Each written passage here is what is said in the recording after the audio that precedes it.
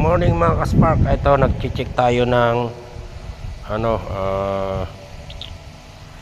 ng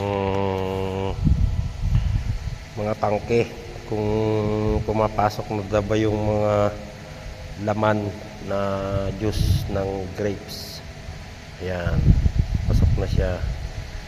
Mapupuno na to. Ano to, 30 pieces na mother tank. Ngayong linggo na to, mapupuno daw to. Mapupuno na to. Ayan. Nasa ano na siya, nasa kalahati na. Ay ano, malapit na siyang mapuno. Mga dalawang di pa na lang siguro yan. Ayan. Check tayo. Ito ang trabaho namin ngayon, mag-check ng ano, mga laman. Ito, malinis na rin to. Ano na siya, papasok na rin dyan yan. Ito ang trabaho ngayon natin mga kaspark. Ito, lapit na mapuno. Ayan o. Ayan, kita nyo. Ayan, halos lahat yan mga kaspark mapupuno na. Yung iba dyan, yung mga, ayan, yung mga nakabukas-bukas na yan, ano yan, ongoing na yan. Ongoing na siya. Nilalagyan ng laman. Ayan, medyo parang pausok-usok siya. Ayan o. Ayan. Ayan o. Malapit na siya o. Ayan. Basta yung mga nakabukas yan, yung nakaangat, ano yan, paano na yung laman. Kahit ito. Lahat ito. Oh, ayan na siya oh. Dami.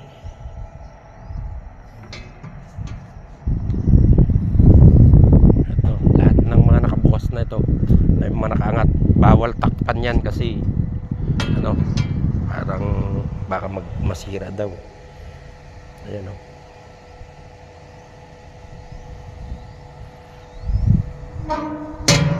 Ayan, basta lahat ng mga yan. Pero yung iba hindi, halos nakabukas na rin pala lahat. Kasi papasok na. Yun lang ang yung isa na lang ang ano, na nakita natin ang walang laman. Pero ano na yan kasi ongoing na rin yan. Kaya ano na, parang umusok-usok pa eh. Ongoing na rin yan mga kaspark. Ito ang trabaho natin ngayong araw na to. Lahat kami na ano, kaming tatlo. Ito. Ayan o. Ayan.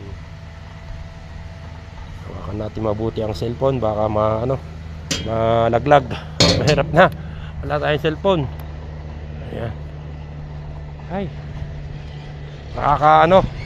Ganito rin ang trabaho ko sa Middle East noon nung gumagawa kami ng mga tangke. Tsaka pumapasok kami sa shutdown, nagganyan.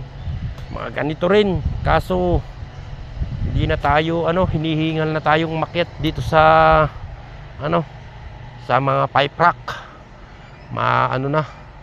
Hinihingal na tayo, hindi na tulad dati na.